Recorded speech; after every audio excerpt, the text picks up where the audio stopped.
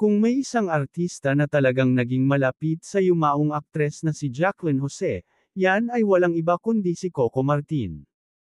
Balitang isa si Coco Martin sa mga unang dumating sa bahay ng premyadong veteran actress, matapos matanggap ang balitang natagpuan ang katawan nitong wala ng buhay. Nadatna ni Coco Martin si Jacqueline Jose sa kanilang bahay, na wala ng buhay, at nasaksihan ang kalunos-lunos na sinapit ng aktres. Base sa nakalap naming impormasyon, nakita ng ilang taong nasa scene of the crime, na dumating si Coco Martin, na kasamahan ni Jacqueline sa kapamilya serye na Batang Quiapo. Nagpunta rin daw agad sa crime scene ang isa pang kaibigan ni Jacqueline na si Cherry Pie Picache, na kasama rin nila sa Batang Quiapo.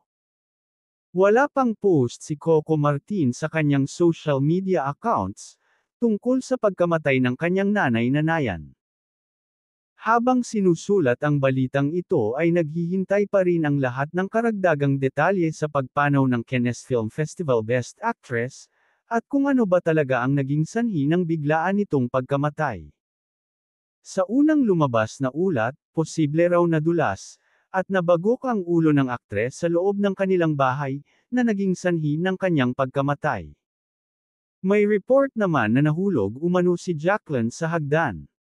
Kaya abangan na lang natin ang official statement ng pamilya ng aktres at ng SOCO, o Scene of the Crime Operatives, hinggil sa tunay na dahilan ng pagpanaw ni Jacqueline Jose.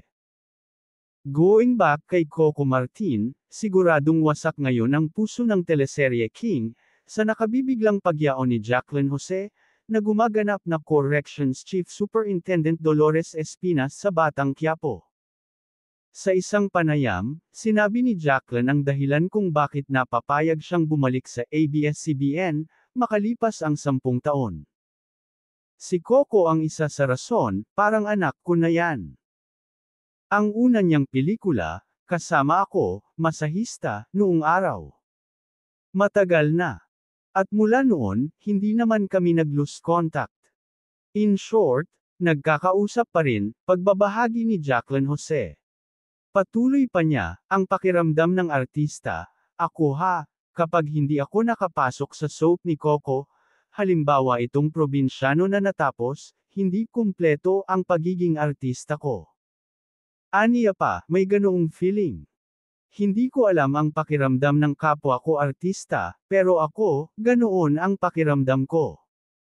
Naikwento rin niya na paulit-ulit niyang sinasabihan noon si Coco Martin, na sumabak na sa mainstream movies, pero ayaw daw nito. Sa tanong kung in-expect ba niyang magiging superstar si Coco, well, hindi ganito kalaki. But I know that he is a very good actor. Alam kong mahusay siya dahil lagi kaming nagsasama sa indie. Kaya naman, sobrang nalungkot si Coco Martin, sa biglaang pagpanaw ni Jacqueline Jose.